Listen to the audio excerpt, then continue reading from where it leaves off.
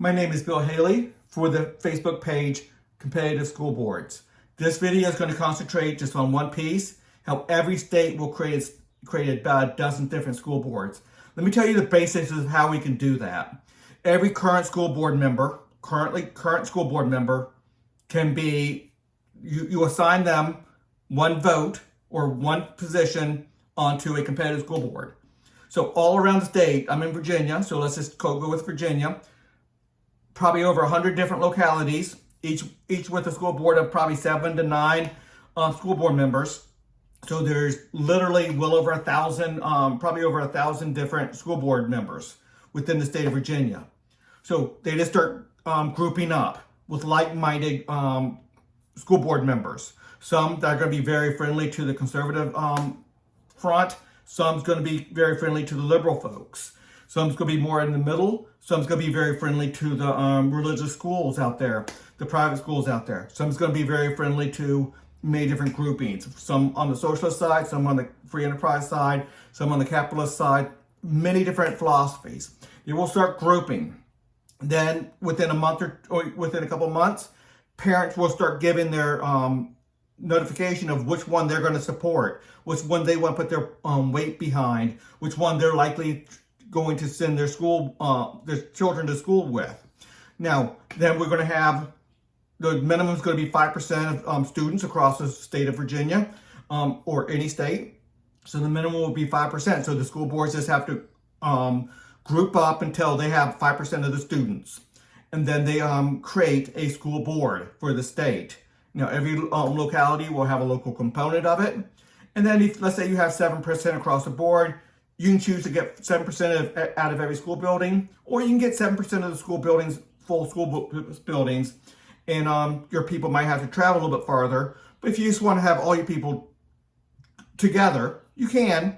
But more likely, we're going to have a lot of situations where one school building will house 10, maybe 12 different school boards, schools in it. So you have this group of 10 classrooms and that group of 7 classrooms and that group of 3 classrooms and that group of whatever. And school boards are going to be very diligent on wanting to be efficient and productive. So they might share the same math teacher. Their change of philosophy is going to be more on that history and that other stuff, but they both like this one math teacher. So they're going to share that math teacher. So that's going to be fine. Let every school board make their own agreements with, they hire their own staff and the like. So every state will create about a dozen school boards. Natural divisions will be created from all those school board members. Now, once those school board members do their initial thing, then they're out, because the parents will start, well, they won't be out until the parents of the members that choose them, they will vote in their preferred person for that school board, for that leadership. So the parents directly vote for that school board leadership. Then the former school board members are out and the new school board members are in, and they control. Now, there might be a 3 to 4 year process to make this happen. It can happen in a lot of different ways. The first year you can have this separation in roughly halves, liberals and conservatives, or whatever you want to call it. So then each half will split into 2 more. And then it keeps on splitting as long as somebody's above 5%. So there's a lot of ways that can be done. It might be better just to go with a half, and then the following year another half, and then the following years a half again if it requires it. But any 5% of the population of the state can get together and create their own school board. So you might have a school board out there with 12%. There's natural divisions within that 12%, and they decide to split 6-6 or 5-4 or whatever you want to call it. But I do want to have a minimum of 5%, just so it does not get out of control, too small.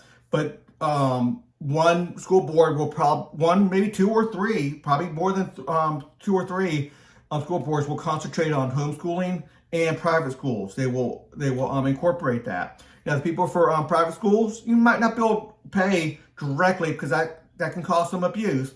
But all that money that would go to them would go into educational savings accounts. They can use that for their higher education in the future, or if at age 25 the child is still not still has a lot of money in their educational savings account because they went through the high school, they went through the K through 12, the parents did it all, they didn't get much funding other than paying for some textbooks and field trips and a couple of equipments and stuff like that. That's fine. Let's say they still have 90% of it there, and you have a pile of money, what about $15,000, $20,000 a year for 12 years. You have well over $1 million. You can use that, well, not $1 million, I'm sorry, well over $200,000 or so. You can use that money to pay down taxes. Once you hit that age 25, you say you're done with education, you can start taking that money and you start paying your taxes, your federal taxes. It'd be an account you can pay taxes out of. So maybe not so much sales taxes, but income taxes, yes. Real estate taxes, yes. And other taxes, yes. So just a simple idea. Just a supplemental video here, talking a couple elements of this competitive school boards. Until the next video. Oh, everything you can find everything on Haley2024.org. There'll be a lot of links within my Facebook page. Until the next video.